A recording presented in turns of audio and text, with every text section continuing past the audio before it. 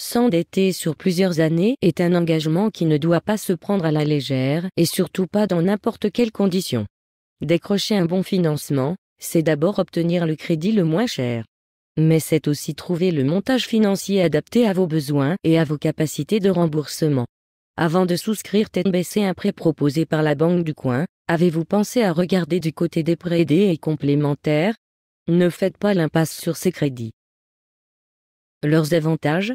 Certains affichent des taux d'intérêt imbattables, d'autres offrent des souplesses, des sécurités ou des options gratuites. Il existe plusieurs catégories de prêts répondant à vos besoins et correspondant à votre budget. Tout d'abord, vous avez les prêts réglementés.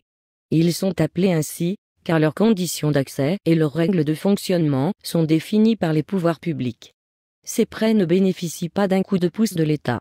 Les taux sont ni plus ni moins ceux du marché. En revanche, l'emprunteur peut bénéficier d'une couverture en cas de difficulté de paiement.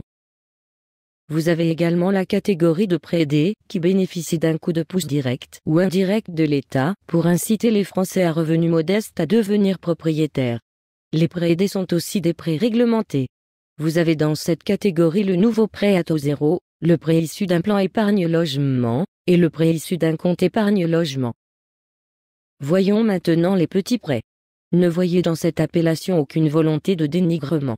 On les a baptisés ainsi pour la simple et bonne raison qu'ils ne participent que partiellement au financement d'un bien immobilier. Autrement dit, ils jouent souvent les seconds rôles, voire les troisièmes rôles, dans votre scénario de financement. La raison? Trop faible, leurs montants ne suffisent pas à financer une opération immobilière.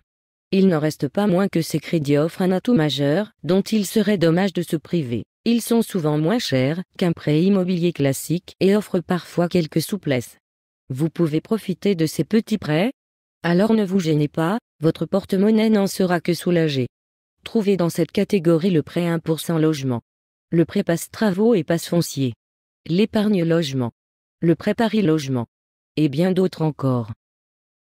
Enfin, dernière catégorie, le prêt en famille. Obtenir un crédit à un taux canon sans passer par sa banque, c'est possible en empruntant auprès de ses proches. Une somme prêtée avec peu ou pas d'intérêt constitue un sérieux soutien financier pour se construire un patrimoine immobilier.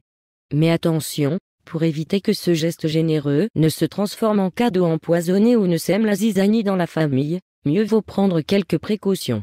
Emprunteurs et prêteurs doivent rédiger ensemble un acte appelé reconnaissance de dette.